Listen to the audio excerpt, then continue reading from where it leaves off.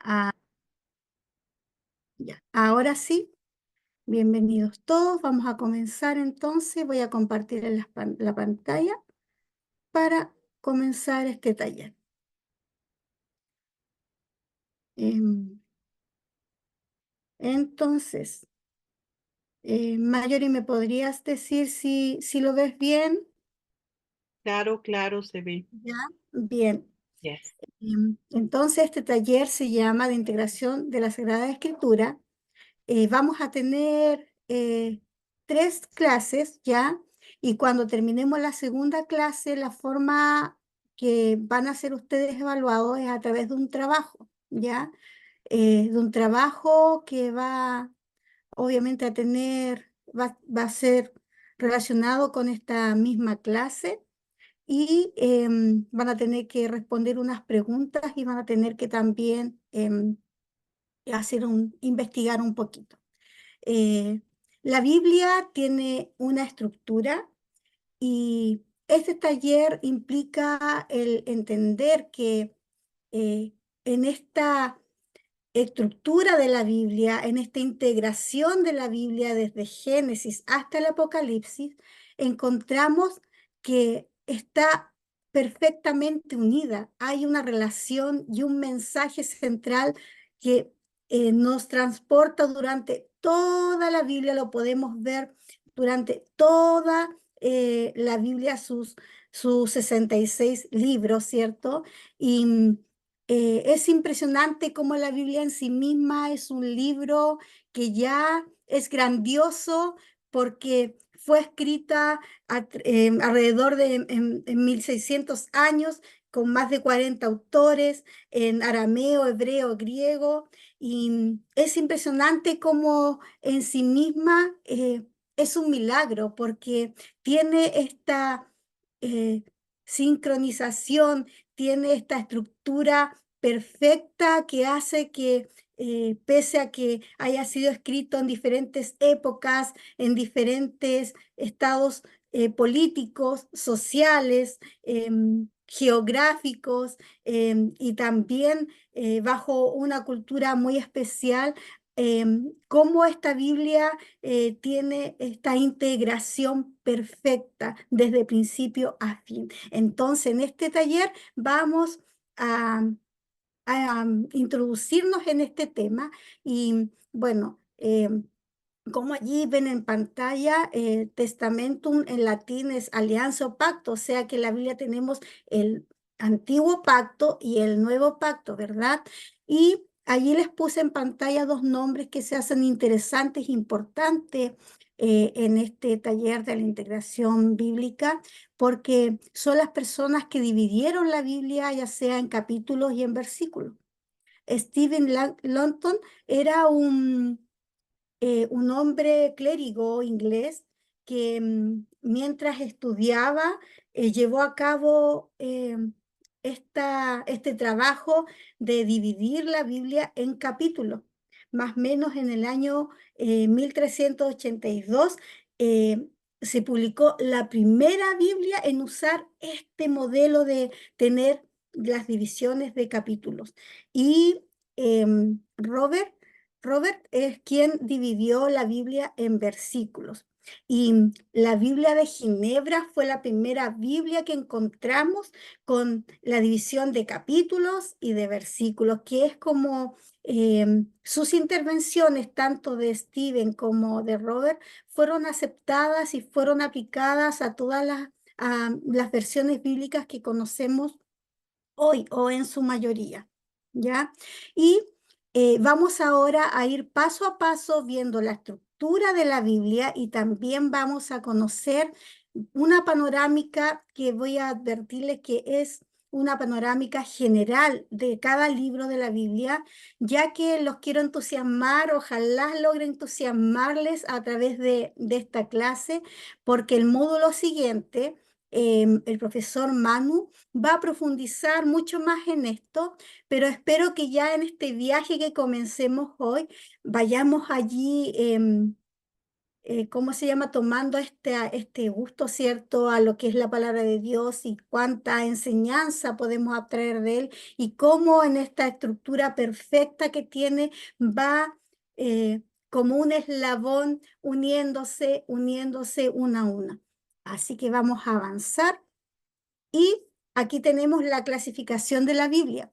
La pueden encontrar ustedes, pero de distintas maneras, porque la Biblia en realidad ofrece esta división y la encontramos en tablas, en distintas divisiones por colores. Hay mucha información sobre esto y todas las personas que eh, nos acercamos a la Biblia o hemos estudiado la Biblia, ¿cierto? Conocemos más o menos esta división de la Biblia en sí y se divide en el Pentateuco, libros históricos, los libros poéticos, los profetas mayores, profetas menores, evangelios, hechos de los apóstoles, cartas paulinas y el Apocalipsis, ¿ya?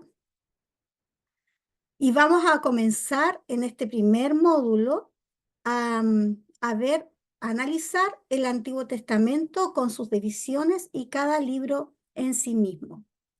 Bien, vamos a empezar, ¿cierto? Por el Pentateuco. Penta, 5, Teuco libros, ¿cierto? Entonces son 5 libros.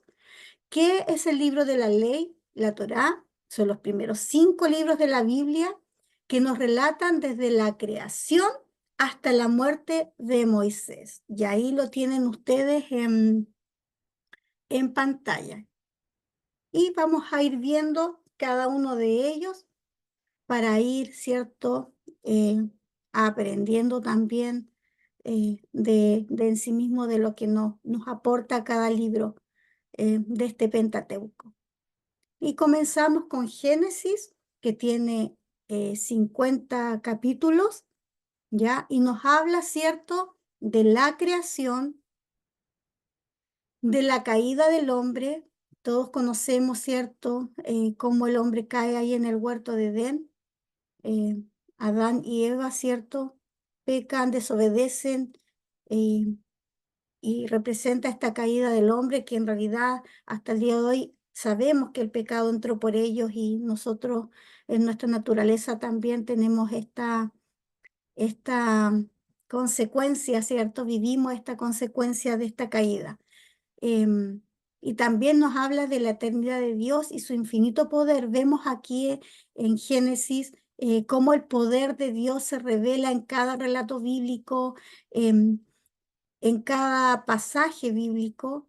Vemos también el pecado y sus consecuencias. Y el pacto que Dios hace ya lo podemos ver allí desde que existe, ¿cierto? Esa caída del hombre cuando le habla a la serpiente, ya se da a luces, ¿cierto?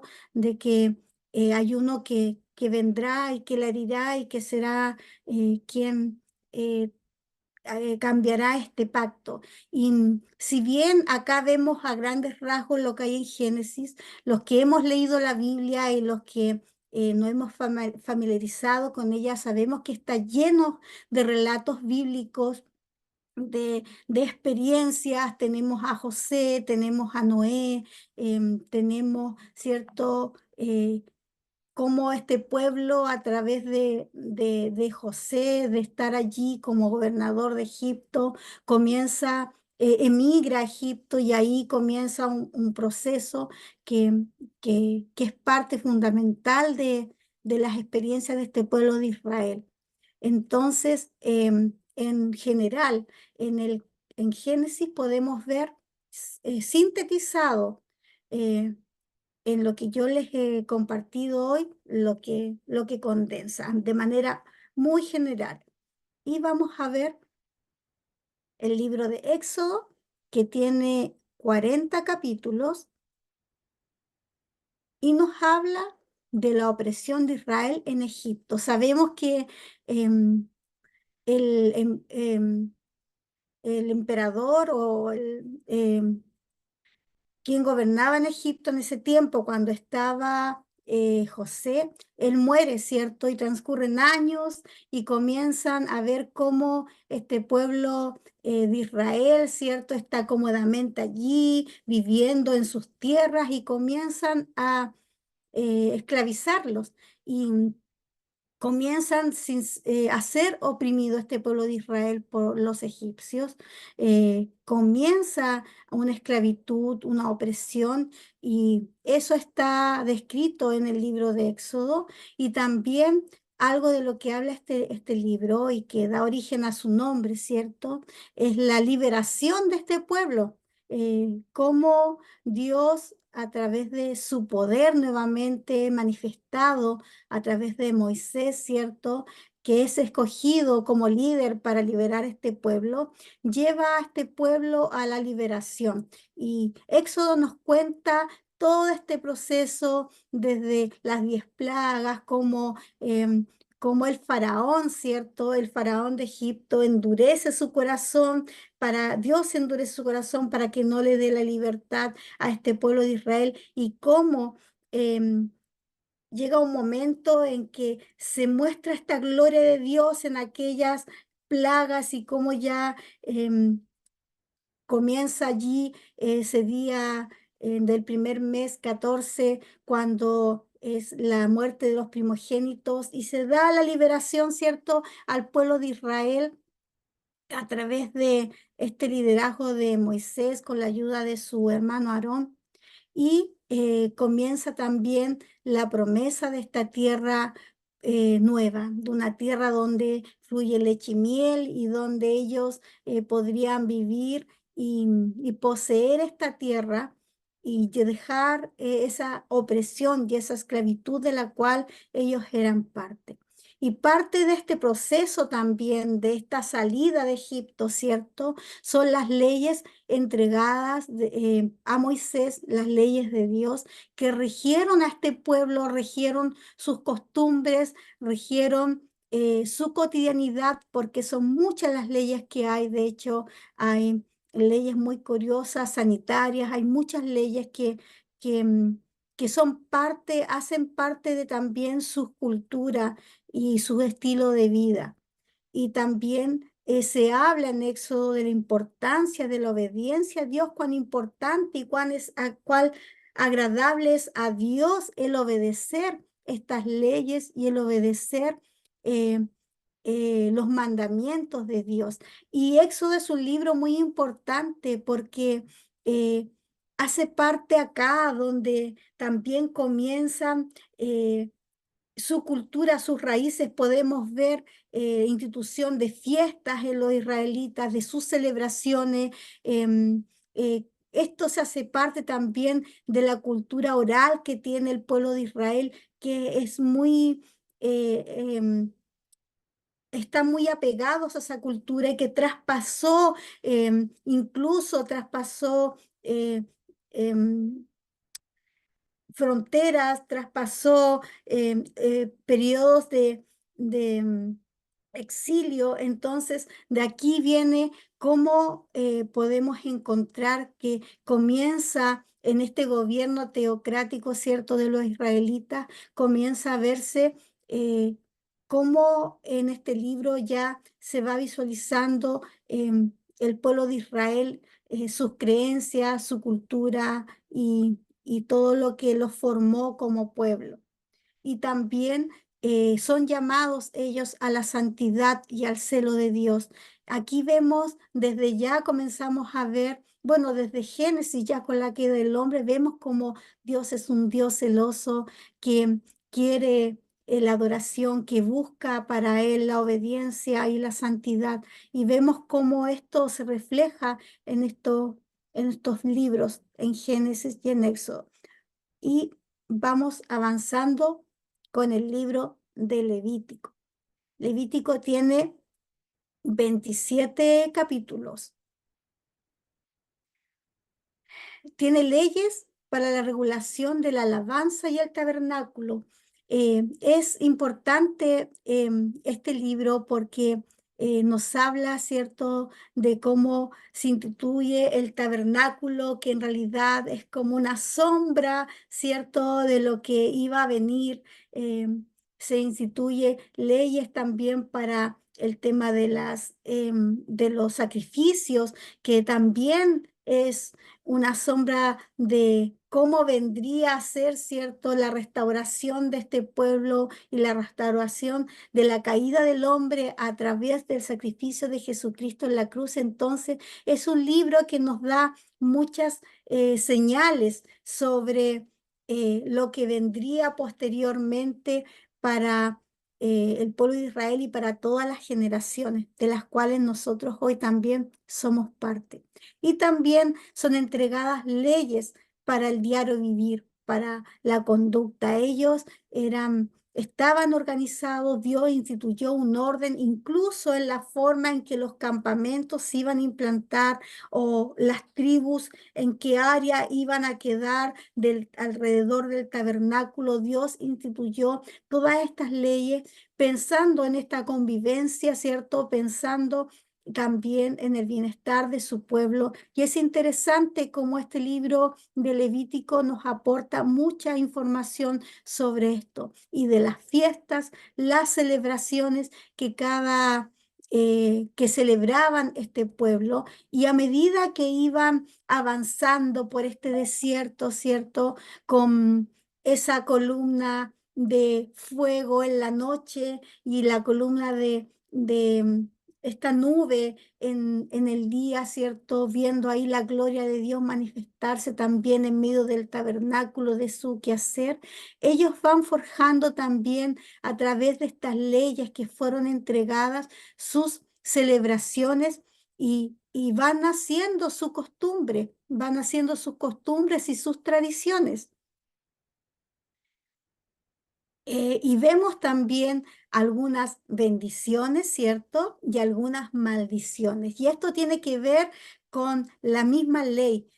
Sin duda, vemos todo lo que le agrada a Dios, aquellas cosas que para Dios son agradables, y también las consecuencias, ¿cierto? De no obedecer estos mandamientos, de no seguir la ley de Jehová, de no amar a Dios por sobre todas las cosas, de no seguir estas leyes y poder guardarlas en el corazón.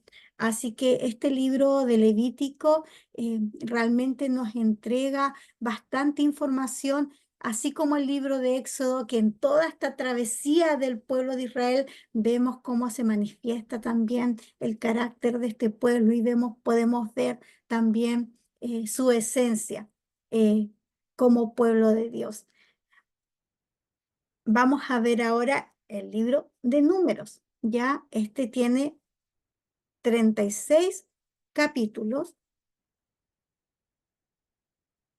y es un libro que a muchos no les gusta leer. No es un libro como muy popular, porque es un libro que nos entrega mucha información sobre la población de Israel en ese momento. De hecho, hay censos ahí. Vemos que se hacen censos para ver en cada tribu cuántos habitantes habían por tribu. Y en este libro de números vemos todos estos censos y toda la cantidad de personas que, que, que habitan este pueblo, pero también allí podemos ver reflejado en estos relatos, ¿cierto? La rebeldía de este pueblo de Israel, que sabemos que nunca estuvo muy conforme y que siempre se quejó y que fue rebelde, fue idólatra, y por su rebeldía, ¿cierto? Y por su desobediencia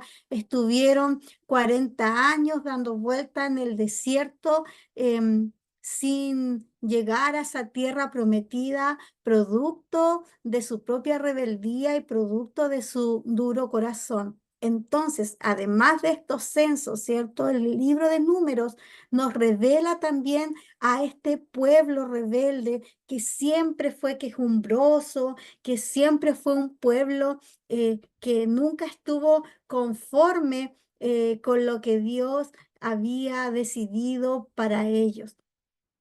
Y también ellos estaban, cierto, camino a esta tierra prometida y ellos estaban preparándose porque tenían que poseer la tierra, pero poseer estas tierras no iba a ser fácil porque estaban ocupadas por otros pueblos. Entonces, para poseer estas tierras, ciertamente tenían que arrebatarlas y arrebatarlas a través de guerras, a través de ganar ciertas batallas. Entonces, en este libro de Números también describimos o se describe cómo este pueblo se prepara, ¿cierto?, en este camino a Canaán, hasta tierra prometida, en esta defensa para poder poseer esta tierra. Y vamos con el último libro del Pentateuco, que tiene 34 capítulos. Y en este libro pasa algo muy importante, que nuevamente debe recordarse la ley de Moisés a este pueblo, la ley de Dios dada, cierto, a Moisés y compartida al pueblo, por lo que les comentaba anteriormente, por esta rebeldía de este pueblo de Israel, eh, duro de corazón, duro de cerviz, que tenían que estarle recordando la ley de Dios para que pudieran enmendar, para que pudieran entender que fue dada también para su propio beneficio. Entonces, por la dureza del corazón de este pueblo, en el libro de Deuteronomio, vemos como esta ley es recordada para provocar en ellos un arrepentimiento en este pueblo para ver si se enmendaban al escuchar esta ley, al recordar estos mandamientos que sin duda fueron dados, como les comentaba, para su bienestar. Y también otra cosa que se les recuerda a través de este libro es el pacto que Dios hizo y sus promesas, porque no solamente fue dada la ley, Dios también promete a este pueblo un pacto venidero, la restauración de este pueblo, la restauración, ¿cierto?, de esta relación rota, quebrada entre Dios y el hombre, producto del pecado, producto de esta desobediencia de Adán y Eva. Entonces, en Deuteronomio vemos cómo Dios les recuerda este pacto y estas promesas que Él les hizo. Y eh, este pueblo siempre, siempre fue un pueblo que endureció su corazón.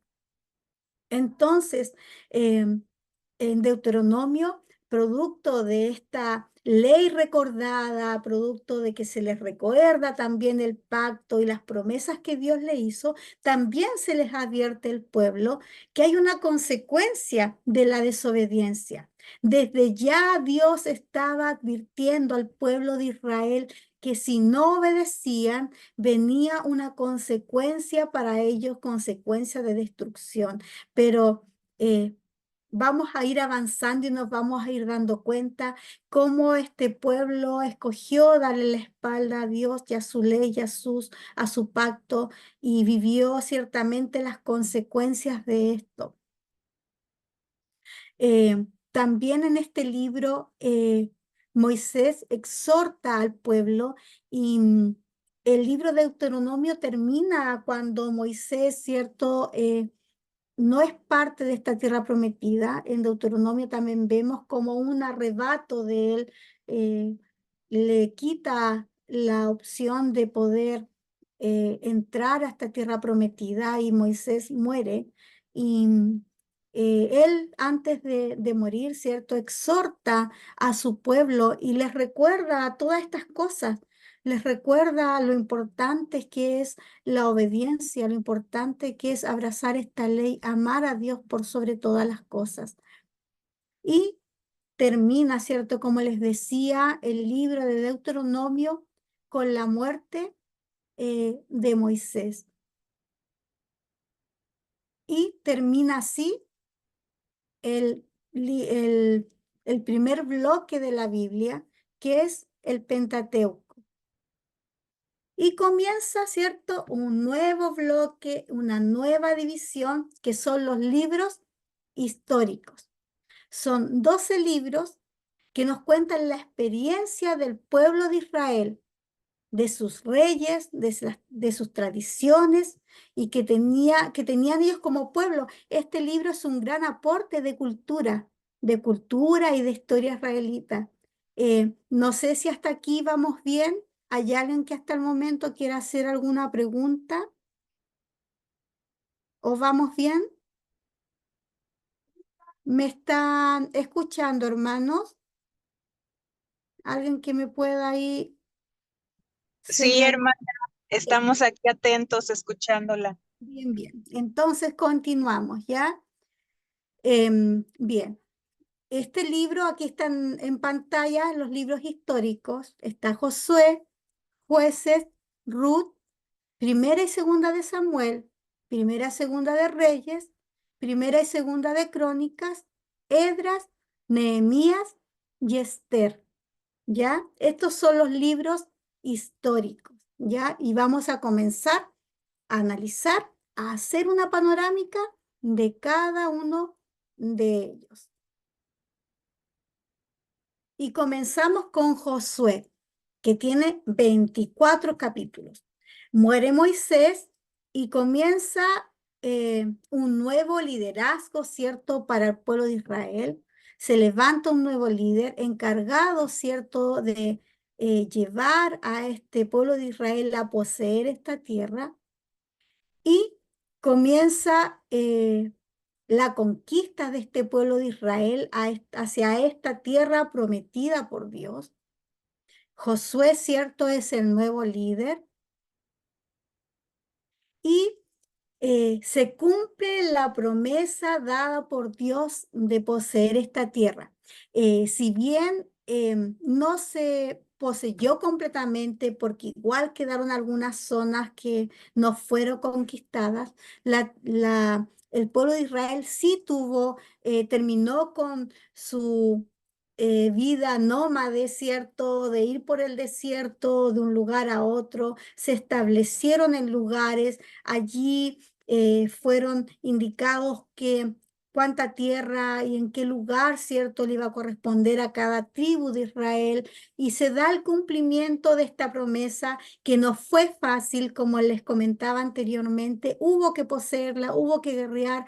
En Josué vemos cómo Dios les da la victoria al pueblo de Israel en esta toma, ¿cierto?, de su tierra prometida, y cómo ellos logran muchas veces con mucha desventaja, igual logran vencer a sus enemigos, porque Dios estaba con ellos allí apoyándoles, y esta promesa que Él les había dado se iba a cumplir, y llegó a ese cumplimiento, y podemos verlo en este libro de Josué. Y después, posteriormente, viene el libro de Jueces, que tiene 21 capítulos y narra el periodo de entre la muerte de Josué, ¿cierto? Eh, y los jueces que fueron establecidos en el pueblo de Israel. Muestra cómo fue la vida de los israelitas en Canaán, en esta tierra prometida. Cómo se desarrollaron, que comenzaron allí, vemos cómo comenzaron a sembrar la tierra, ¿cierto? Cómo fue desarrollándose su vida cotidiana dentro de esta tierra prometida. Y también ocurre algo muy importante en este periodo de los jueces, que vemos el nacimiento y el llamamiento del profeta Samuel, que es un personaje muy importante en la Biblia, porque durante este periodo de los jueces, el pueblo de Israel no estaba muy contento con los jueces. Ellos pedían un rey, porque veían alrededor las naciones, ¿cierto?, que les rodeaban, que tenían reyes, y ellos decían, ¿por qué nosotros no podemos tener un rey? También queremos ser como ellos, queremos tener un rey, y Samuel es parte importante de ese proceso. Y vamos a ir avanzando para ir entendiéndolo, ¿ya? Más adelante, cuando el profeta Samuel, ¿cierto?, unge a David, pero eso lo vamos a ir viendo ya al profeta y al rey Saúl, que es el primer rey de Israel, pero vamos a ir viéndolo más adelante a medida que vayamos viendo estos libros. Bueno, y está también el libro de Ruth, que es otro libro histórico que tiene 4 capítulos, es un libro pequeño de pocos capítulos, ¿ya? Y que habla de esta historia familiar en el tiempo de los jueces. Este libro de Ruth, su historia también se desarrolla en este periodo de los jueces que habían en Israel. Y vemos cómo Ruth, ¿cierto?, fue nuera de Noemí, quien con su esposo, ¿cierto?, se fueron a Moab, y los que estudiaron geografía ya deben estar pensando dónde queda Moab, y, eh, y allí en ese lugar, ellos, por una hambruna que había en ese momento en su pueblo, se fueron a Moab, ¿cierto? Noemí se fue con su esposo y con sus hijos, y allí conocen a sus esposas que eran moabitas, y Ruth era una moabita, pero cuando sus esposos fallecen, primero el papá de familia, después los esposos de estas 2 nueras que tenía Noemí fallecen, Ruth queda tenía la opción de quedarse en su parentela con su gente, pero ella decide, ¿cierto?, seguir a su suegra y abrazar su misma fe. Bien conocido es este versículo: tu Dios será mi Dios y tu pueblo será mi pueblo, donde Ruth decide, ¿cierto?, abrazar la fe de que no era parte de su cultura, pero ella decide seguir a su suegra donde ella fuere. Y esta historia de Ruth también se desarrolla en este periodo de Israel donde estaban los jueces, que eran personas que tomaban las decisiones dentro del pueblo de Israel, eran aquellos que dirigían en cosas cotidianas, en decisiones también importantes al pueblo de Israel, en toma de decisiones al momento de enfrentar alguna situación. Y ellos eran los que estaban gobernando, por decirlo de alguna manera, en aquel periodo. Pero como les dije, el pueblo de Israel quería a sus reyes. Y seguimos con este libro que es Primera y Segunda de Samuel. Primera de Samuel tiene 31 capítulos y Segunda de Samuel tiene 24 capítulos.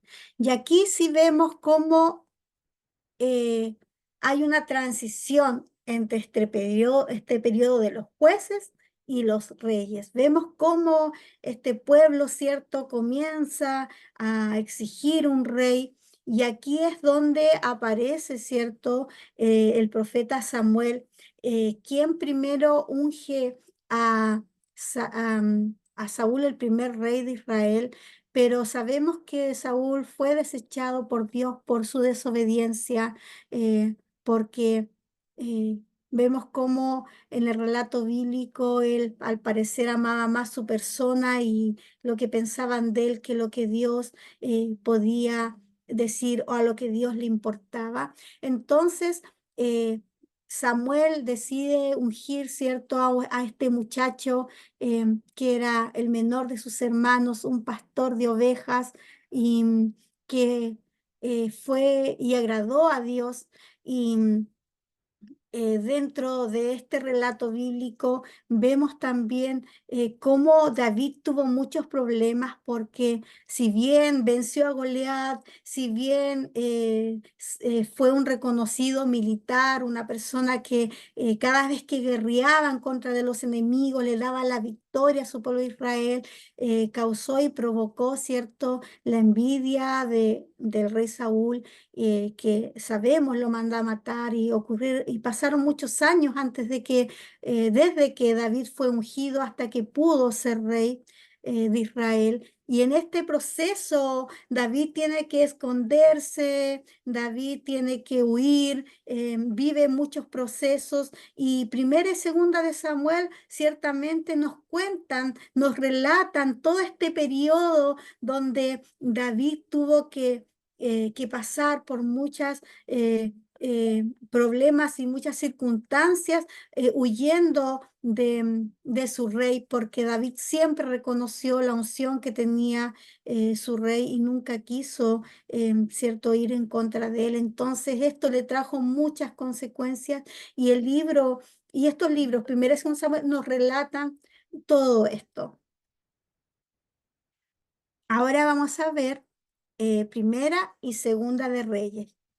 Primera de Reyes tiene 22 capítulos y Segunda de Reyes tiene 25 capítulos. Y acá ya comienza el periodo de los reyes propiamente tal y comienza este relato bíblico cuando muere David, ¿cierto?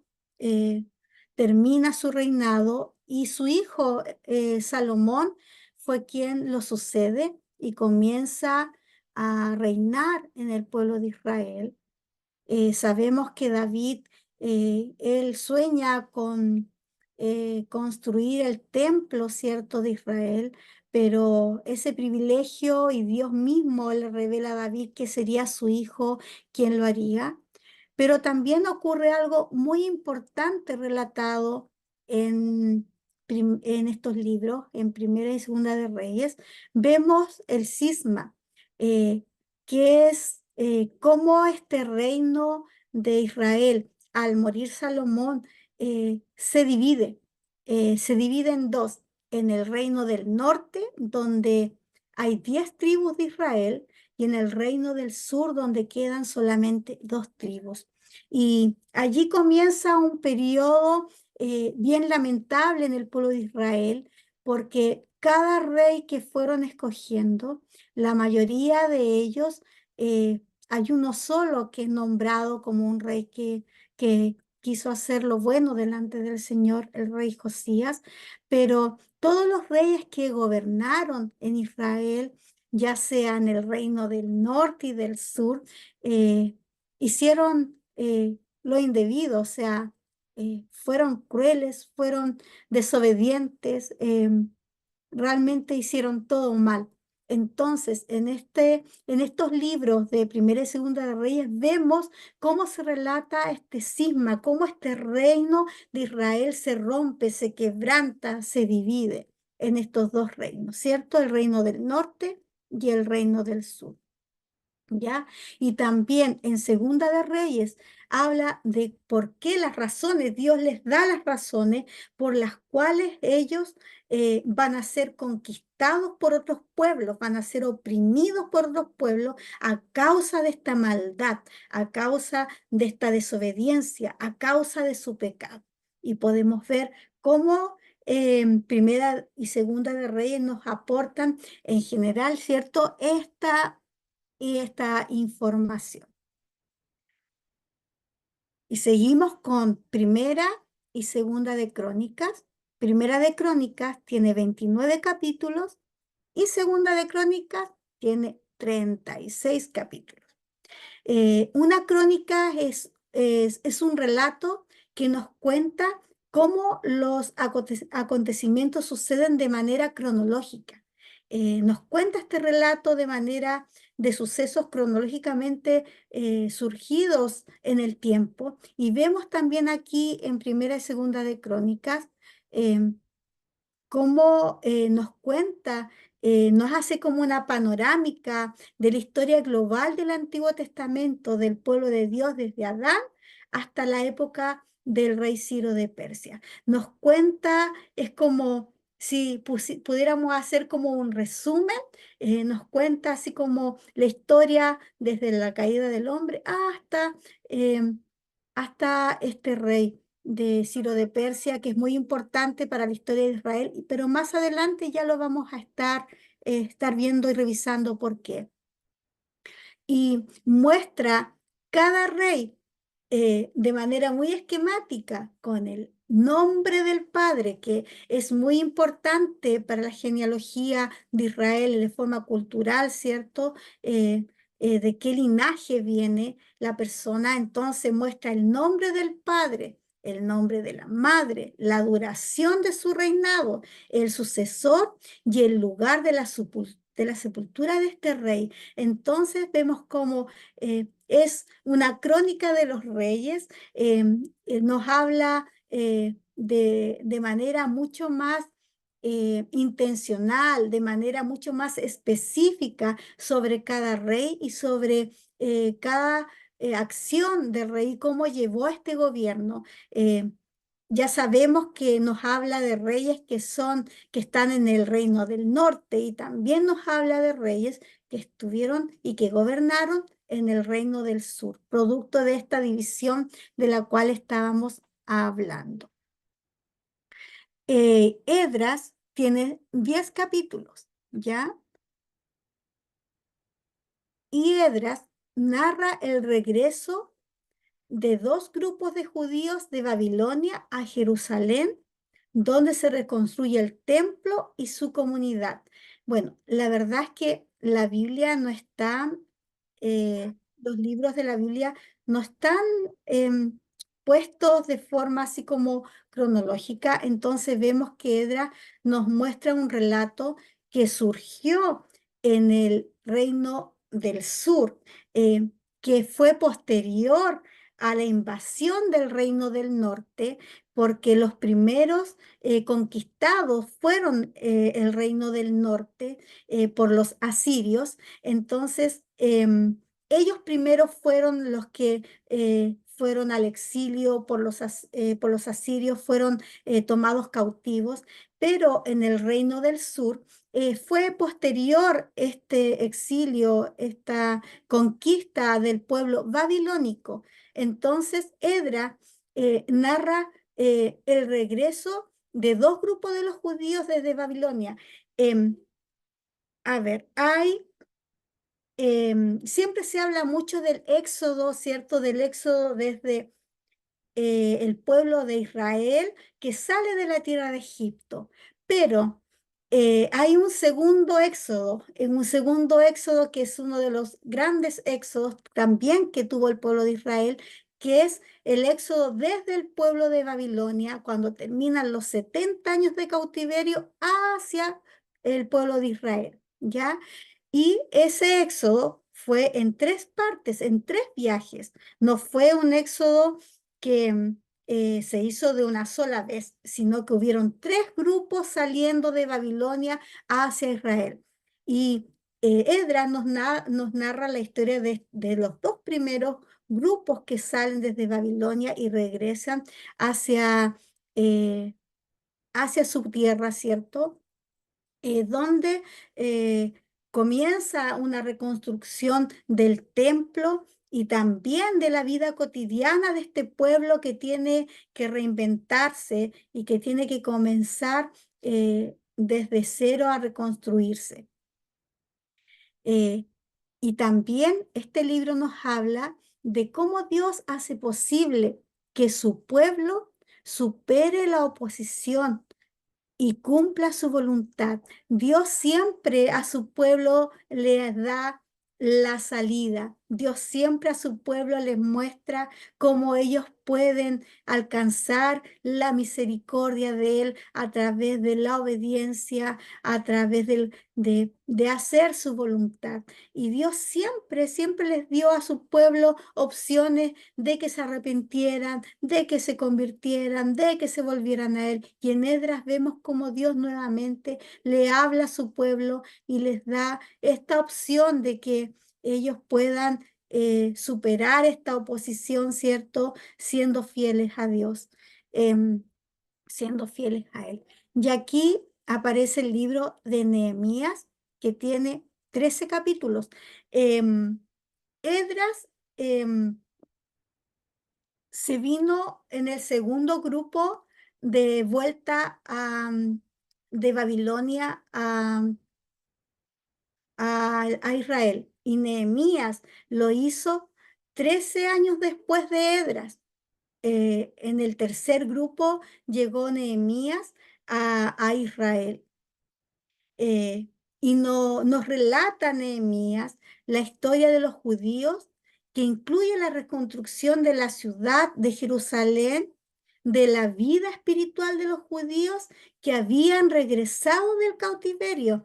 Nehemías es un libro que aporta mucho hacia el liderazgo, porque vemos cómo él se organiza siendo, bueno, primero copero del rey y poniéndose en el lugar de este pueblo y eh, tomando, ¿cierto?, este pecado de este pueblo como si fuera para él mismo y cómo él se arrepiente a través de este pueblo, toma como sí esta carga y vemos cómo se identifica con este pecado de este pueblo rebelde, ¿cierto? Y vemos en él un gran liderazgo. Y hay algo que me llama la atención en este libro, que su aventura de reconstrucción no comienza de inmediato con muchas personas, comienza y lo dice el libro de Nehemías, yo y unos pocos,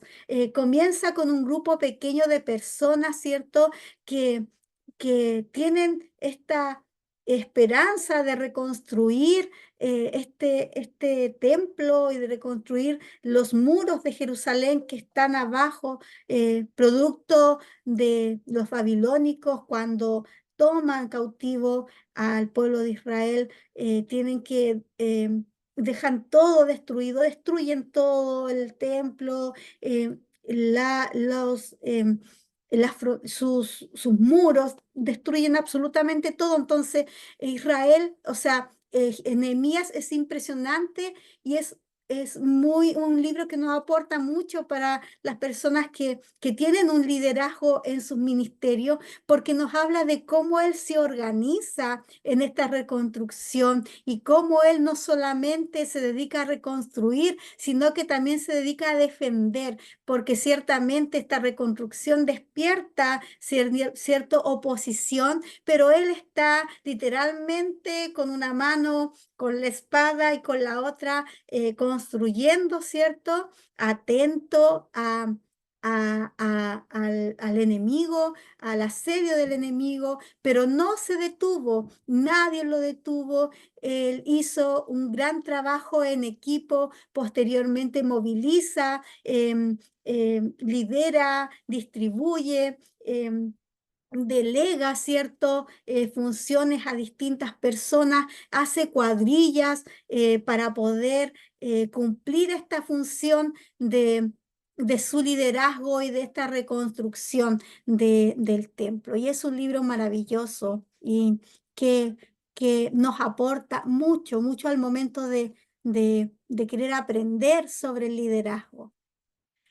Bien, y aquí está el libro de Esther, que también es un libro histórico que tiene 10 capítulos y narra la historia que acontece en Susa, en la fabulosa corte del rey Asuero, el emperador de Persia. Y uno dice, Esther, ¿qué hacía en Susa? ¿Qué hacía en este pueblo? Y cuando el pueblo de Israel fue cautivo, ¿cierto?, por los babilónicos, no todos regresaron de vuelta a Israel. Hay algunos que en estos 3 viajes de éxodo, de los cuales yo les mencioné, decidieron quedarse allí donde estaban y, eh, bueno, Esther quedó huérfana, ya quedó huérfana, entonces su primo, eh, Mardoqueo, su primo fue quien la adoptó, como si fuera su hijo, su hija. Entonces, Esther, eh, había un grupo pequeño de judíos viviendo en aquel lugar, en Persia, y que, como les dije, no regresaron desde Babilonia y em, quedaron ahí viviendo, siguieron sus vidas allí y ahí se desarrolla esta historia de Esther, este relato bíblico que nos cuenta, ¿cierto?, cómo la fidelidad de esta mujer tuvo sus frutos y trajo gran bendición al pueblo de Israel y los libró, ¿cierto?, de la muerte. Y de hecho, en este libro la palabra Dios no aparece.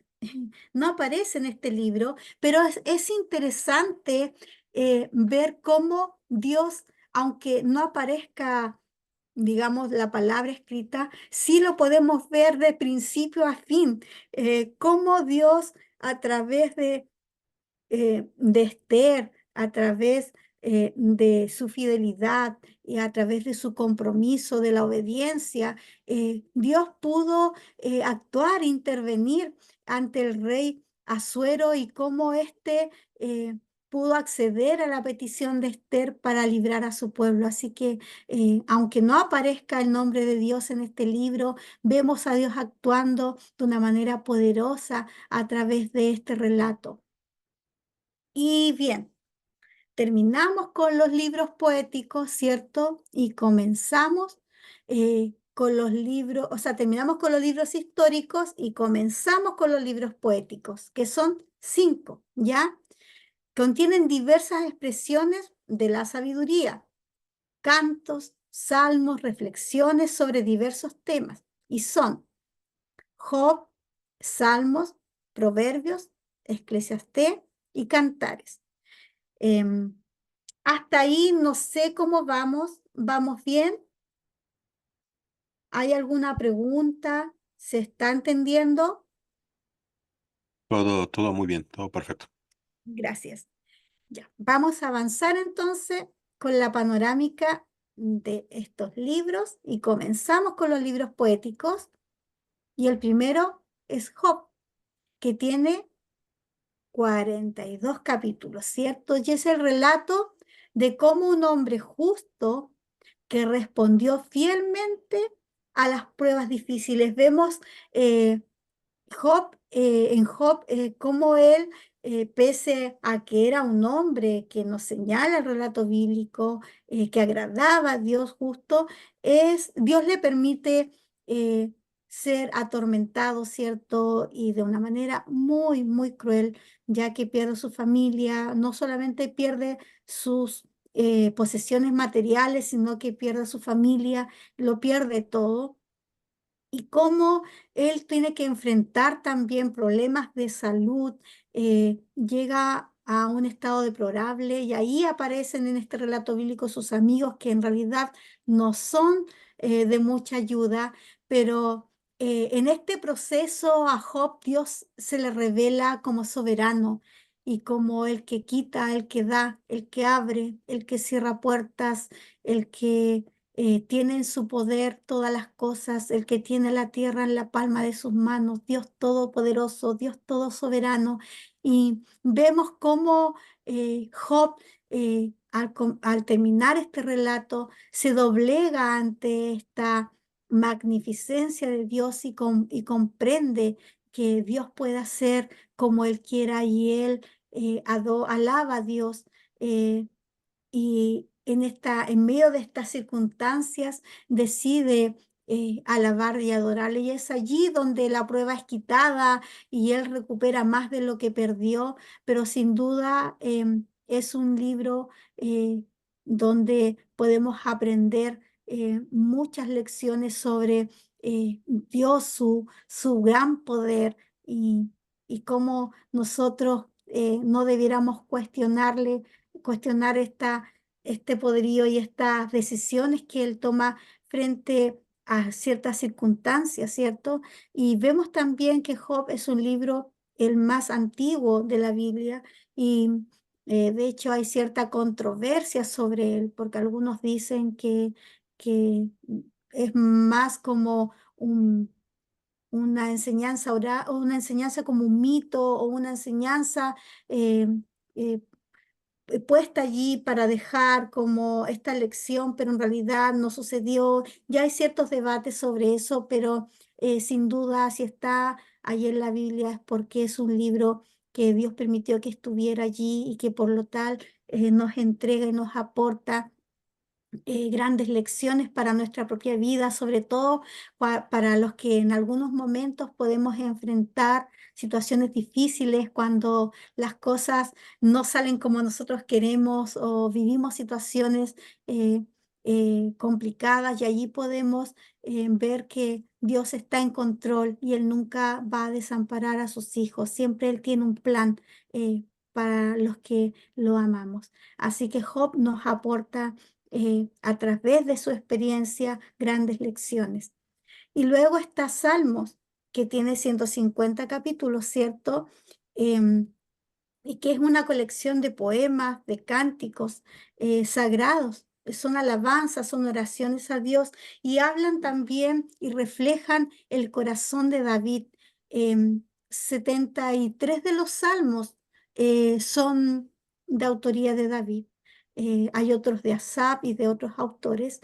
Y sin duda, estos salmos también tienen mucho de mesiánicos, porque si recordamos, Jesús mismo mencionó mientras estuvo acá en la tierra varios de ellos, sobre todo en su fase de la crucifixión, y cómo David en su dolor logró plasmar también el sufrimiento que nuestro Señor Jesucristo en algún momento también sentiría o se vería reflejado en él. Y vemos sin duda en Salmo cómo las experiencias de David, sus aciertos y también sus desaciertos, podemos ver también en ellos que construyó poemas y cantos de estos y podemos también aprender de cada uno de ellos, de cómo Dios se manifestaba en cada situación y cómo Dios también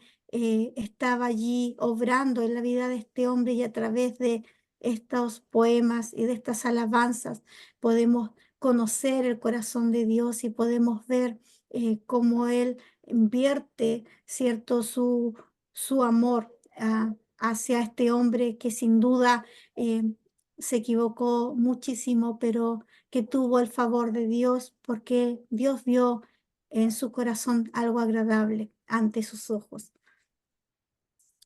Y vamos a Proverbios, que tiene 31 capítulos y contiene muchas declaraciones breves sobre la vida cotidiana, sobre cómo podemos vivir una vida piadosa. Eh, son, Está lleno de sabiduría, Proverbios, y la verdad es que si bien fue escrito, cierto, por Salomón, aún en nuestra vida son aplicables. Hay muchas enseñanzas dentro de estos proverbios que podemos hoy en día aplicarlas a nuestra propia cotidianidad y también en nuestro ministerio, en nuestro servicio a otros y también en nuestros trabajos cotidianos, porque Proverbios nos enseña muchísimas cosas, desde cómo comportarnos como hijos, como trabajadores, como parte de una sociedad, como padres, etcétera. Y realmente podemos encontrar en ellos profunda sabiduría para nuestra vida y para nuestra cotidianidad. Y pueden ser cotidianas, pueden ser también yo diría todas de ellas y contemporáneas, porque sin duda aportan a nuestra vida. Así que es un muy hermoso libro para poder leer y para poder tomar aquellas enseñanzas y poder practicarlas, hacerlas vida en cada uno de nosotros. También está Eclesiastés, que tiene 12 capítulos. Y esta reflexiona sobre lo fugaz de los placeres terrenales, eh, la incertidumbre que rodea al conocimiento humano y la recompensa de esforzarse eh, por lo que uno desea, ¿cierto? Y cómo todo lo que ven hoy nuestros ojos es perecedero, es transitorio. eh, y también habla de las injusticias de la Biblia y es muy clásico al leer este libro, leer que todo es vanidad, vanidad de vanidades, todo es vanidad. Y nos hace reflexionar cómo debemos colocar nuestra mirada en lo eterno, qué importante es colocar nuestro corazón en lo que no perece y cómo todo lo que hoy pueden observar nuestros ojos, si tú ahora miras a tu alrededor, todo aquello que ves un día va a perecer, no va a existir, va a dejar de ser, pero cómo realmente Dios es en quien debemos colocar nuestra mirada porque es lo único que permanece para siempre y que este libro de Eclesiastés ciertamente nos enseña a como a centrarnos, a volvernos hacia lo realmente importante que es Dios en nuestras vidas y a dejar todo este afán, este orgullo que en muchos sentidos a veces nos oprimen y en realidad si nos damos cuenta muchas veces es en vano. Así que el libro de Eclesiastés nos presenta en su relato eh, lo fugaz que es la vida y cómo debemos colocar el corazón en lo realmente importante.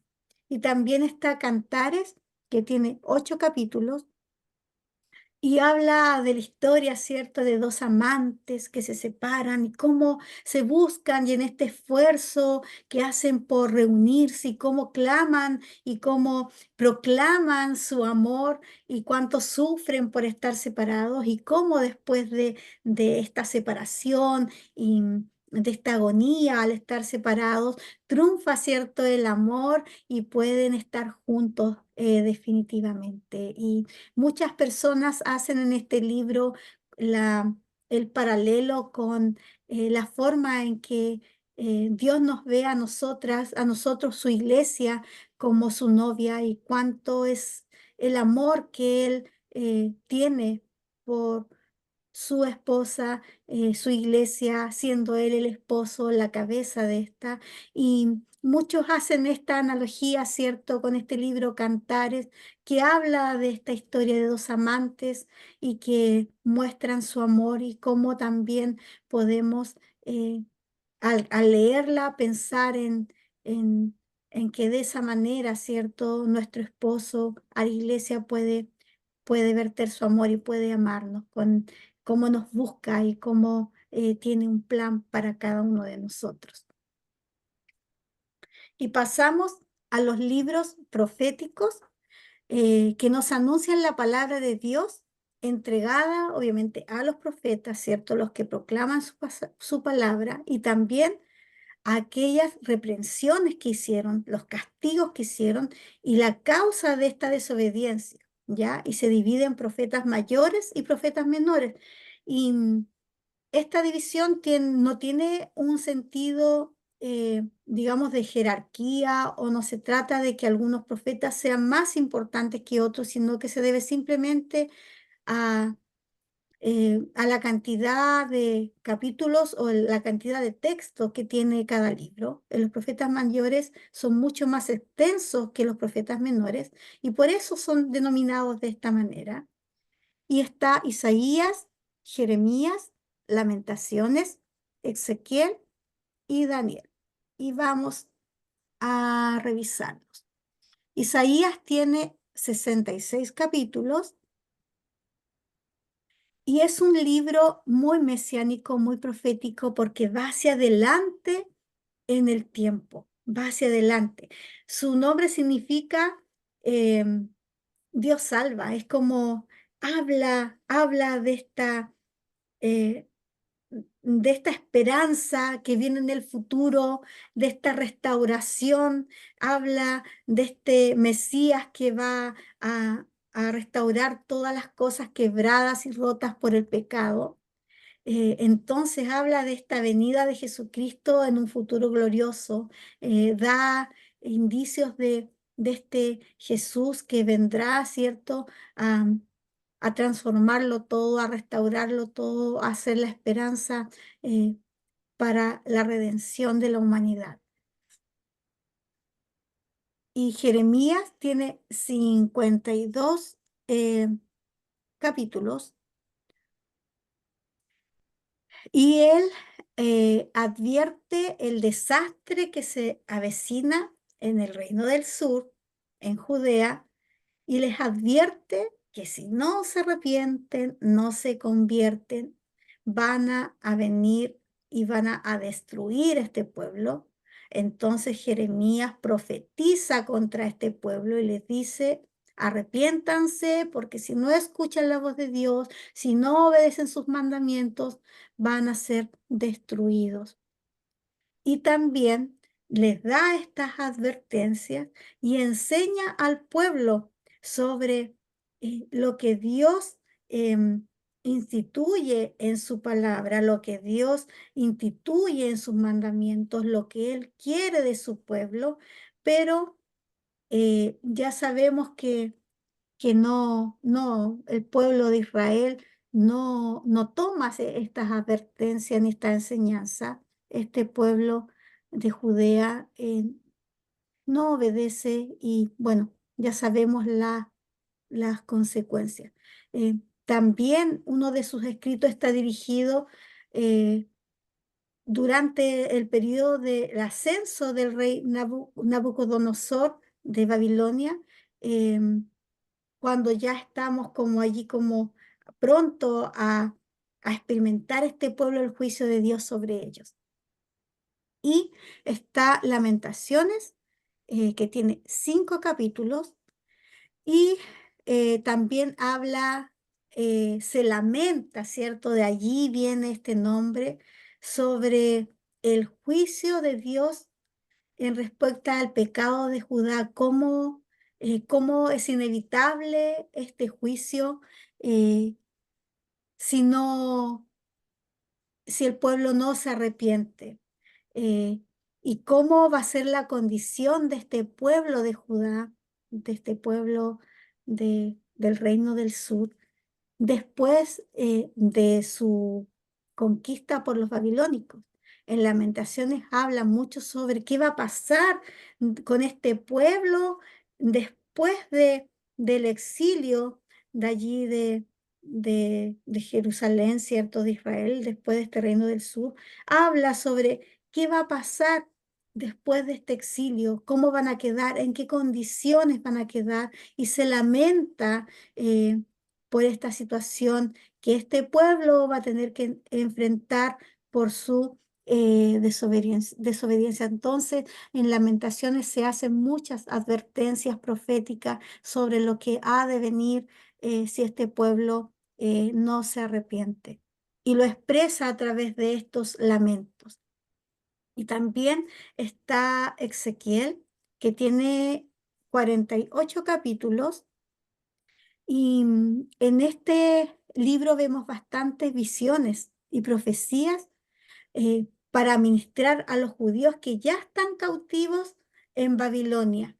Eh, bueno, en Babilonia se dio, cuando el pueblo estaba en cautiverio, si bien estaba en este cautiverio, Babilonia dio cierta permisidad a este pueblo por varias razones, porque el rey Nabucodonosor también vio una oportunidad para aumentar su economía.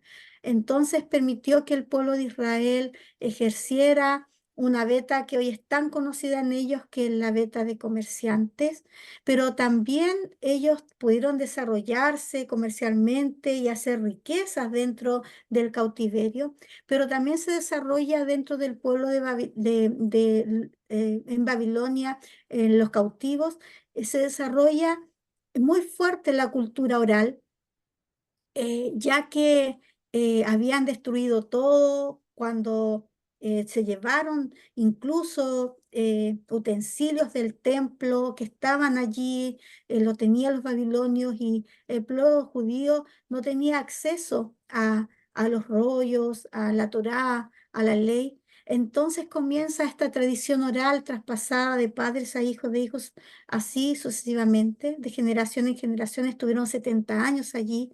Entonces, también comienza lo que hoy llamamos los cultos como en sinagogas.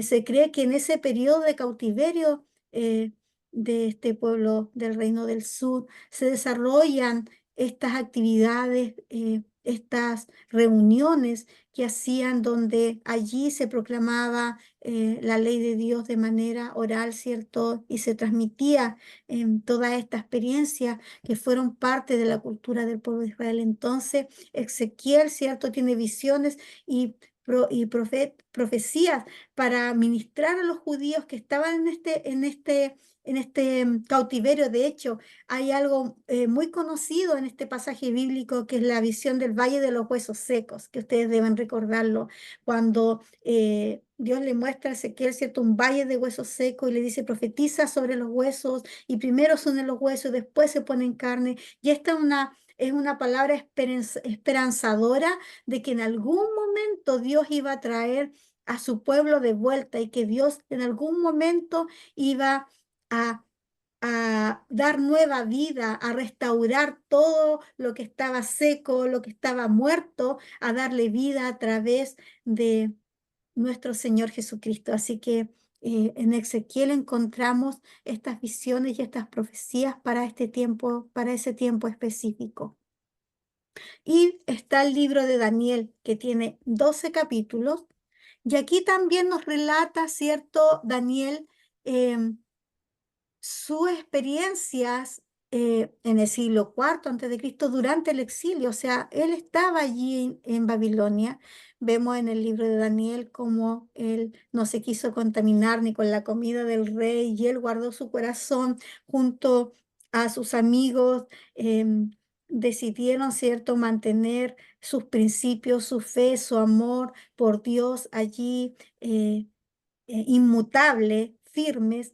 Y por eso, bueno, pasó muchas vicisitudes, muchos problemas. Sabemos de que el rey, ¿cierto?, allí manda que como desobedecieron, le tendieron una trampa, se fue al foso, al horno ardiente, y así vamos viendo en este libro cómo él nos relata sus experiencias en esta Babilonia.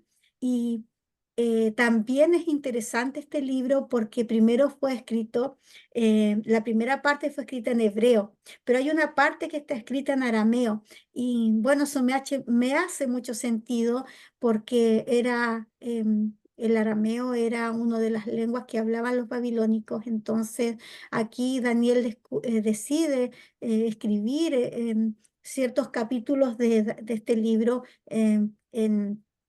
en arameo, cuando habla del rey Nabucodonosor, y cuando relata el sueño que tuvo el rey Nabucodonosor con esta estatua, ¿cierto?, que una piedra la derrumba, y todos esos capítulos, que son desde el 2 al 7, habla, ¿cierto? Lo escribe en este lenguaje, en arameo, y después termina Daniel, también termina sus escritos de este libro, del 8 al 12, en hebreo nuevamente, y va relatando sus experiencias, va hablando la locura de este rey Nabucodonosor, cuando orgullosamente, ¿cierto? Se olvida de Dios y cómo Dios lo castiga de esta manera hasta que recupera la cordura y reconoce la soberanía de Dios. Y sin duda en este libro podemos ver la soberanía de Dios, podemos ver a Dios recompensando la fidelidad de Daniel, que no se contaminó, que decidió apartarse, santificar su vida para Dios y para su servicio. Em, y pasamos a los profetas menores. Son 12 libros y son 12 libros menos extensos en su contenido y por eso son profetas menores, ¿cierto?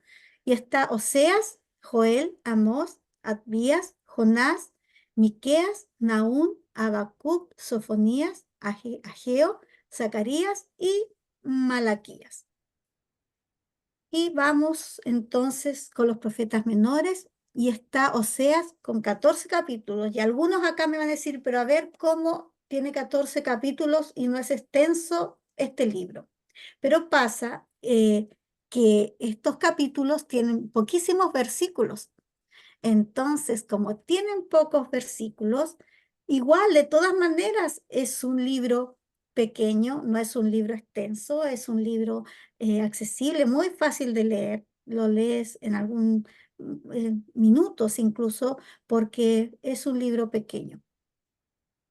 Y Oseas nos habla su experiencia con Gomer y cómo su relación simboliza la relación de Dios con el pueblo de Israel. Wow, esta es una historia impresionante de el amor y la verdad es que es un amor puesto a prueba porque sabemos que Gomer es una prostituta y Dios le ordena a Oseas, ¿cierto?, esposarse con ella y ella se va y, y él la va a buscar y la perdona y vuelve a estar con ella y simboliza en Gomer la rebeldía de este pueblo de Israel y cómo Dios constantemente está buscando su pueblo y está amándolo y está poniendo sus ojos sobre él. Y es un libro muy interesante y a través de esta experiencia de Oseas podemos ver también el amor de Dios para su pueblo. Em, este Oseas fue un profeta del reino del norte, ya donde estaban las 10 tribus de Israel en el periodo en que reinó el rey Jeroboam II, que fue uno de los reyes más malos que hubo en Israel. Oseas fue un profeta en ese periodo, después que hubo el cisma, ¿cierto? Y se separó este reino. Y, y allí en esta época, en el reino del norte, vivió Oseas y fue la voz de Dios en medio de una época de un rey perverso que hizo lo malo ante los ojos de Dios. Y vamos con Joel, que tiene solo 3 capítulos y habla del arrepentimiento y la penitencia que lleva al hombre a reconciliarse con Dios. Joel es un libro bien importante porque igual habla sobre los tiempos futuros, habla del Espíritu Santo que en los postreros días va a llenarnos y habla ciertamente de de las épocas futuras y también habla de cómo el arrepentirse, hacer ayuno, ¿cierto? Hacer lamento, llevan a las personas a alcanzar esta misericordia de Dios y no solamente la misericordia, sino que a poder reconciliarnos, a reconciliarnos con Él. Así que es un libro muy interesante de leer porque también aporta información para los postreros días. Amós tiene 9 capítulos y en este libro se reconoce algunas de las profecías y enseñanzas que el profeta Amós, ¿cierto?, comunicó al reino de Israel durante el reinado del rey Jeroboam II. Amós también fue un profeta del reino del norte y también recoge estas enseñanzas de este pueblo. Y Amós advierte a este pueblo que la falta de arrepentimiento va a traer como consecuencia que van a ser destruidos y que van a ser conquistados. Y ciertamente esto sucedió, ¿cierto?, por los asirios cuando conquistaron este reino del norte y llevaron cautivos, ¿cierto?, a los israelitas de ese sector de Israel cautivo. Que esto obviamente, como les comentaba hace un momento, sucedió mucho antes que los babilonios tomaran cautivo el reino del sur. Quizás también pudo haber provocado esto que los reyes del norte fueron bastante crueles y malvados. Y vamos con el libro de Abdías, que tiene un solo capítulo y nos habla de la destrucción de la nación de Edom.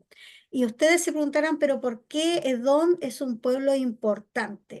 Y cuando yo nombro pueblos me acuerdo de la clase de geografía y de la ubicación de Edom.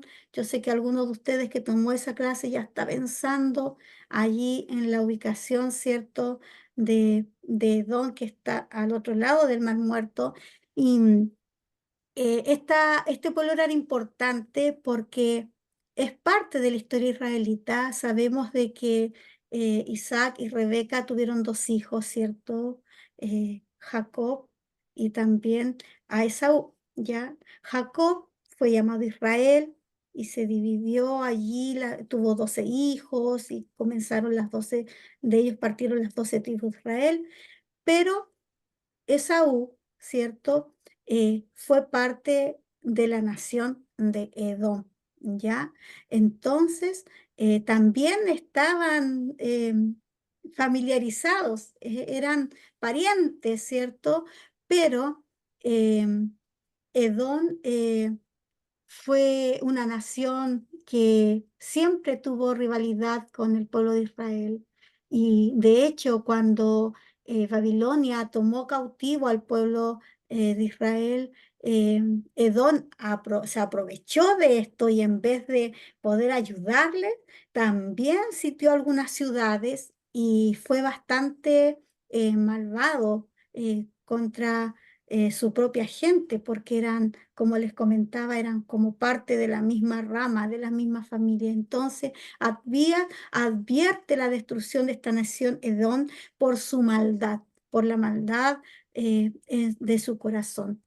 Y después está Jonás, que tiene 4 capítulos, que nos habla de esta comisión encargada, ¿cierto?, para ir a una ciudad pagana, los ninivitas, a proclamar el mensaje de Jesús y esta advertencia de que si se arrepentían, Dios los iba a perdonar y no los iba a destruir, ¿cierto?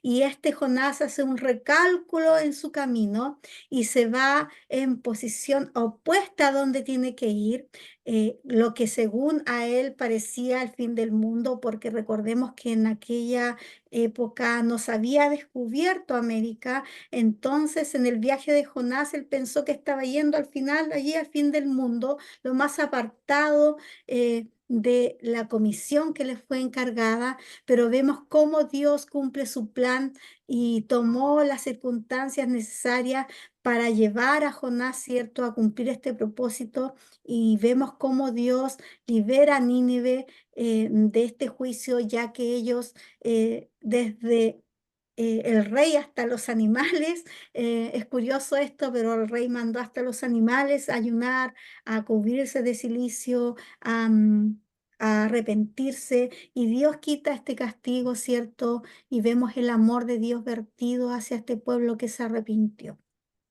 Y Jonás nos cuenta su experiencia en esta travesía, en esta comisión encomendada. Y Miqueas tiene 7 capítulos y advierte de la invasión de los asirios al reino del norte y Babilonia en el sur por la rebeldía del pueblo. Miqueas no solamente habla de la invasión de los asirios al norte, sino que también habla y dice, pero en el sur también viene calamidad si no se arrepienten, y el pueblo de los babilonios va a tomar el reino del sur. Entonces les está advirtiendo al pueblo. De hecho, si se dan cuenta, el pueblo fue constantemente advertido por Dios a través de sus profetas del arrepentimiento, de hacer lo bueno, de cumplir la ley, de obedecer la voluntad de Dios, pero fue constante la desobediencia y el pecado de este pueblo. Así que Miqueas es uno de los profetas que advierte a, a ambos reinos, norte y sur, de que la calamidad venía en contra de ellos si no se arrepentían. Y está también el profeta Nahum, que habla de la caída del imperio asirio,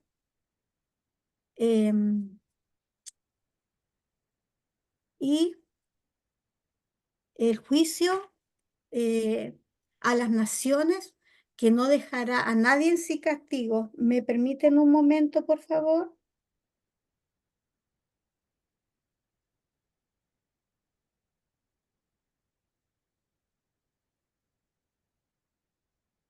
Estoy aquí, sucedió una situación en casa.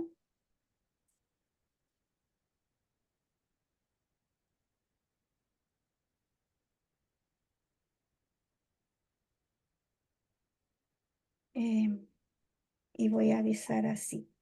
Ya, entonces Nahum tiene 3 capítulos, ¿cierto? Y advierte sobre la caída del imperio asirio y el juicio a las naciones, que no dejará a nadie sin castigo. O sea, la profecía de Nahum es una profecía también futurista, ¿cierto? Que no solamente advierte que este pueblo asirio, que fue en contra del el reino del norte y que llevó cautivo, ¿cierto?, al reino del norte, no solamente les advierte a ellos que van a caer, sino que también, ¿cierto?, habla de un juicio que abarca todas las naciones y no dejará a nadie sin castigo si no se arrepienten y si no buscan a Dios.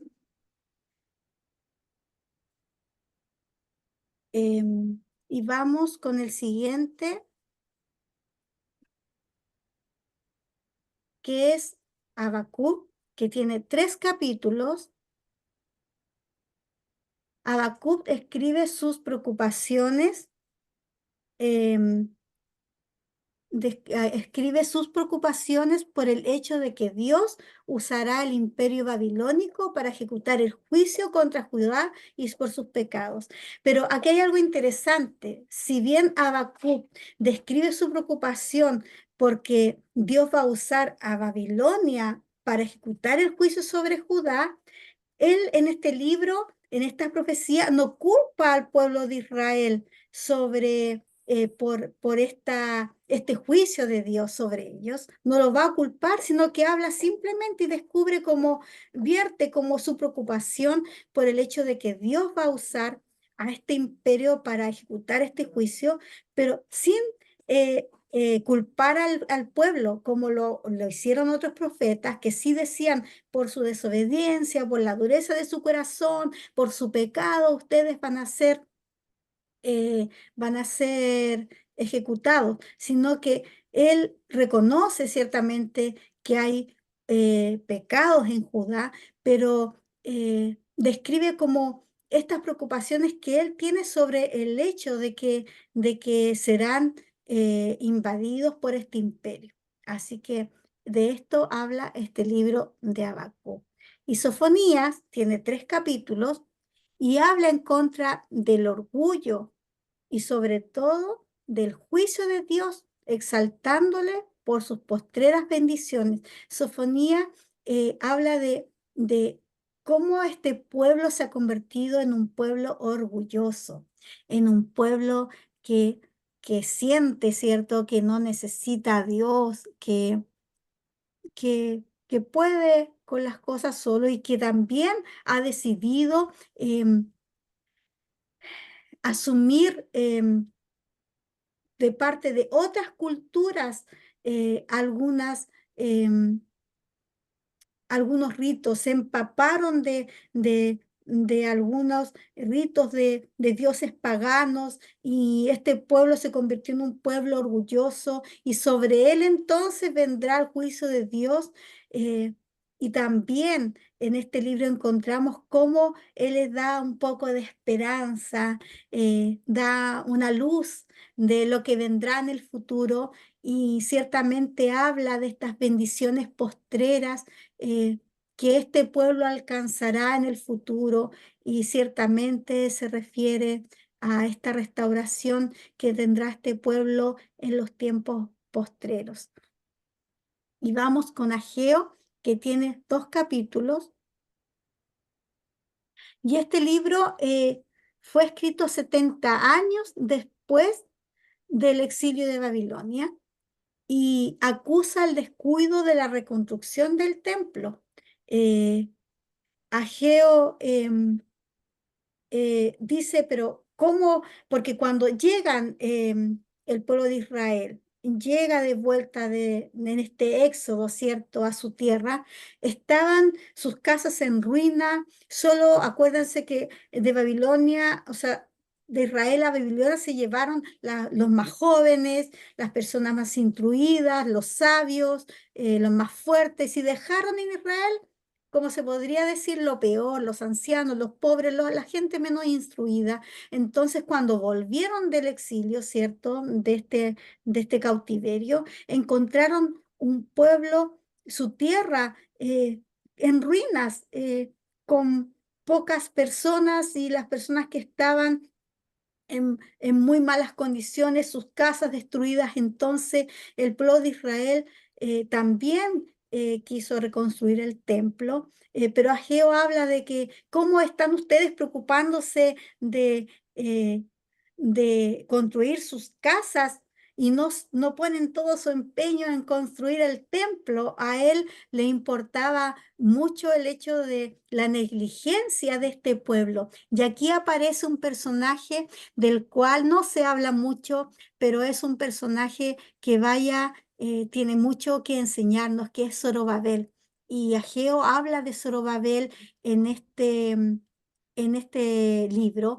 Y Zorobabel, sin duda, bueno, viene del linaje de David, y Zorobabel fue una persona importante dentro del cautiverio en Babilonia, alcanzó una posición de comodidad, de prestigio. eh, pero cuando Dios le llama a Zorobabel a ser el líder que encabezó el primer éxodo, el primer grupo que volvió a Babilonia, que fue el más grande. Por eso este éxodo, el primero, se llama como el segundo éxodo. ¿Por qué? Porque fue mucho el pueblo que vino, en cuanto a cantidad de pueblo, en cuanto también a la cantidad de riquezas que traían y de enseres que traían. Fue una travesía muy dura, donde tuvieron que pasar por lugares desérticos, expuestos a que los sitiaran, a que les robaran, pero ellos emprendieron este viaje cuando ya el imperio babilónico había sido derrotado por los persas, y el rey Ciro de Persia, ¿cierto?, da el edicto donde puede el pueblo volver, y es allí donde Zorobabel eh, empapa de patriotismo a este pueblo en cautiverio. Recordemos que muchos nacieron en cautiverio y que solamente tenían esta tradición oral de la cual yo les hablaba, que se traspasó de generaciones en generación, de padres a hijos, pero había muy poco de patriotismo, porque no conocían la tierra a la cual tenían que volver. Muchos de ellos no conocían qué se iban a encontrar de vuelta. Lo podían imaginar, ¿cierto?, pero no sabían realmente cuál era la realidad. Y Zorobabel es el líder que Dios escoge para encabezar este magnífico aventura de este éxodo de vuelta a su patria, a su tierra, con personas que muchos de ellos no conocían cómo era el lugar donde iban a volver, y logra empapar de patriotismo a estas multitudes. Y también él mismo es un ejemplo, porque él deja su comodidad en los privilegios que tenía. Yo les comenté que aún estando en cautiverio, este pueblo de Israel tenía ciertas libertades y construyeron riquezas allí, se desarrollaron. Entonces, Zorobabel alcanzó una posición de privilegio, pero aún así renunció a todo esto para encabezar esta empresa, esta gran empresa, de volver a este pueblo.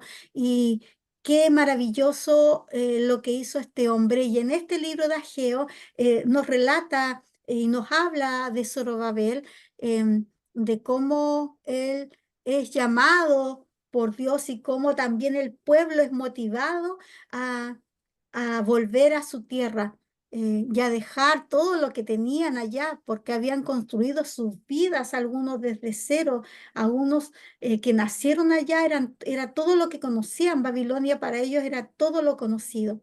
Entonces, hizo un gran trabajo este hombre en obedecer a Dios, tuvo un corazón obediente y asumió esta gran responsabilidad y lo hizo muy bien. La obediencia también habla Geo de la obediencia del pueblo y el pacto que traerá la gloria futura. Ageo también menciona esta gloria futura y cómo el pueblo debe obedecer a Dios para alcanzar esta bendición que vendrá en un tiempo futuro con esta restauración de todas las cosas y del pueblo de Israel. Avanzamos con Zacarías, el capítulo 14, o sea, tiene 14 capítulos y vemos cómo Zacarías desafía al pueblo a volverse a Dios. Nuevamente vemos aquí a los profetas siendo la voz de Dios hacia el pueblo, instándoles, motivándoles a volverse a Dios, a obedecer sus mandamientos. Y también Zacarías tiene muchas visiones y muchos sueños. Em, y vemos también esta visión que es conocida de los cuatro jinetes, y ciertamente hay mucho de promesas y de profecías futuras también en sus visiones y en sus sueños. Y también relata esto como imágenes y poemas de un reino mesiánico. Y por eso les decía que tiene mucho de futurista.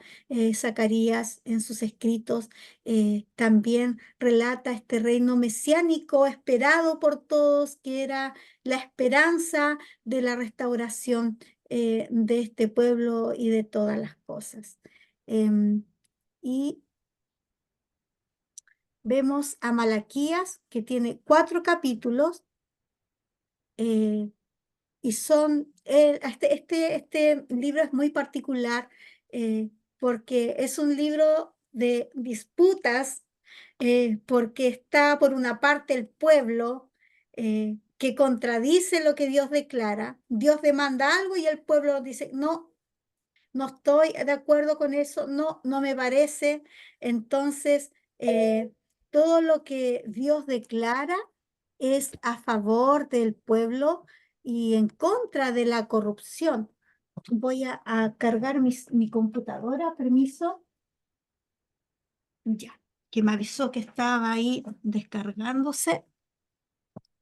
Entonces, este libro de Malaquías es un libro muy especial o peculiar por esto. Es como el pueblo de Israel debatiendo en contra de las declaraciones de Dios, en contra de estos principios declarados por Dios, y cómo estos principios se centran en esta corrupción de este pueblo, pero un pueblo obstinado, un pueblo que no asume eh, estas declaraciones, esta voluntad suprema, esta voluntad de Dios, y simplemente rebate y rebate eh, lo que Dios impone. Entonces Malaquías dice que este pueblo está en desacuerdo con Dios y constantemente se opone a lo que Dios declara. Así que por eso es como un libro de disputas donde constantemente en el relato bíblico vemos cómo se da este ambiente. Y vamos es el último. Con Malaquías terminamos el Antiguo Testamento y después de Malaquías hay 400 años de silencio profético. Eh, es, em, es como em, impresionante como en este tiempo no sabemos ¿qué pasa? Voy a dejar de compartir pantalla. En este tiempo, después de Malaquías, ocurren 400 años antes de que comience, ¿cierto? Aparezca ya el nuevo pacto, donde no sabemos, no hay muchos indicios de qué ocurrió allí, pero sin duda eh, encontramos en la Biblia desde, si ustedes se dieron cuenta, desde Génesis hasta Malaquías, ahora en el nuevo pacto, encontramos cómo existe una perfecta sincronía y existe en este relato bíblico esta profecía o esta palabra esperanzadora de, de la restauración de todas las cosas y como todo apunta hacia este nuevo pacto que vendrá y que restaurará nuestra naturaleza caída y las consecuencias de nuestro pecado. Por eso este módulo se llama integración bíblica, porque vaya que la Biblia está perfectamente integrada y podemos ver en ella cómo nada se contrapone, sino que todo se va relatando cada acontecimiento, aunque sea en épocas distintas, aunque sea con reyes diferentes, aunque sea en reinos distintos, ninguna se contrapone, sino que todos estos relatos van entrelazados unos con otros y nos lleva a, nos apunta hacia este nuevo pacto que su pueblo vivirá y que también, Señor, nosotros seremos parte de él en algún momento. Yo no sé si alguno de ustedes tiene algo que comentar. Yo veo acá ahora en el chat que hay hay eh, varios comentarios. Sí, la clase va a ser enviada, el PDF siempre estamos enviándolo. Aquí pregunta Marianela. Y la clase también es grabada y también es subida en plataforma. Eh, Así que van a tener oportunidad de poder volver a ver la clase y de poder también tener el material para repasarlo. Em,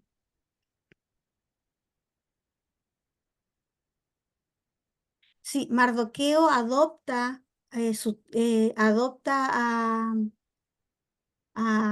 a Esther y porque ella queda huérfana y él es quien, pero Mardoqueo sí era primo, no era tío. El relato bíblico dice que era primo, eh, así que es primo, no es tío de Esther, es su primo. Em, ya, sí, ahí habla Hansel que es primo. Gracias, Hansel. Em, no me veían de pronto. Manu dice que no me veía en pantalla. Veían ya, pero Sí, no, veían. todo bien, ¿eh? Fue un... No, no, no, en realidad yo creo que fue más bien ahí la conexión a internet porque se veía Ah, todo el tiempo bien. ya, ya. Fueron como 3 segundos que te quedaste en freeze, pero ya Ya, ya. no pasó nada. Saben que para saber y conocernos de qué país somos, quizás podrían renombrar y colocar su nombre y el país. Sería bueno y así también sabríamos de qué países estamos acá en esta sala de Zoom. Sería una buena idea para saber de dónde son ustedes. Em,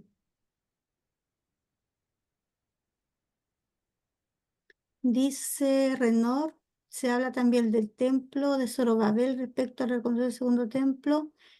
Sí, sí es correcto. También se habla de la reconstrucción del segundo templo y por eso este profeta reclama tanto de que la reconstrucción es lenta según su visión, no estaban poniendo el empeño. Y también otros profetas también señalan y hablan un poco de esta reconstrucción del templo, que a algunos no les pareció muy bien porque recuerden que el templo de Salomón era majestuoso.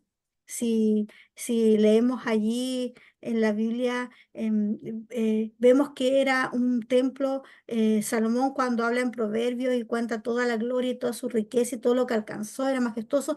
Y este nuevo templo que estaban construyendo después del regreso del exilio o de la cautividad en Babilonia, les parecía que no estaba, que no era lo mejor y que no era lo que debería ser. Entonces también habían reclamos en contra de eso. em, y eso también aparece, eh, también lo declara el profeta, los profetas. Em, el profeta Ageo declara eso, reclama eso de que están construyendo un, un templo no adecuado. No sé si alguno de ustedes quiere aportar algo, tiene alguna duda.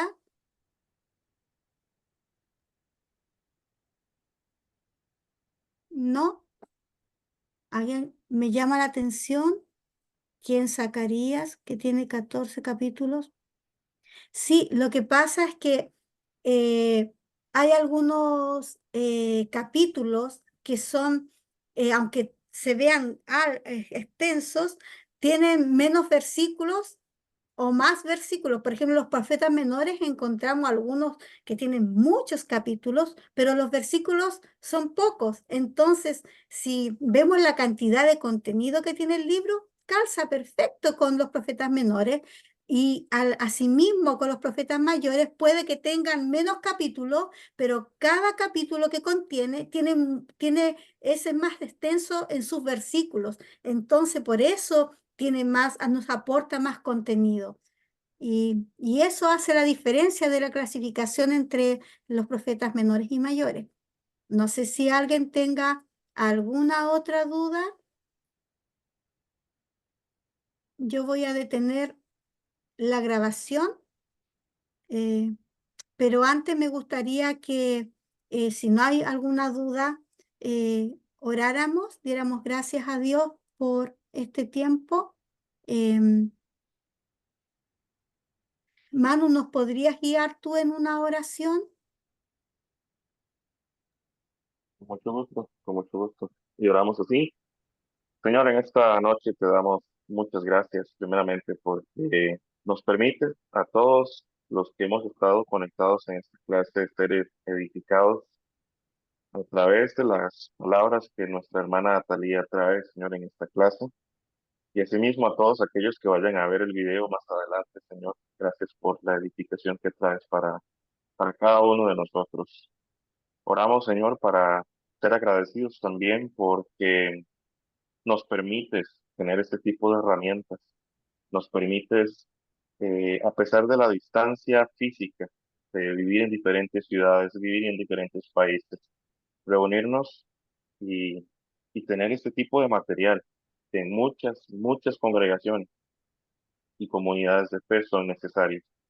Te pido en el nombre de Jesús, oh Dios, que tú eh, nos puedas impulsar, nos puedas llevar más lejos, que ese deseo de aprender, que ese deseo de profundizar en el conocimiento, no solo de tu palabra, sino de la historia, del contexto, profundizar en todo aquello que sea necesario para que podamos plantar defensa de la esperanza que hay en nuestros corazones con mansedumbre, Señor, y con una fuente de conocimiento bastante clara y concisa.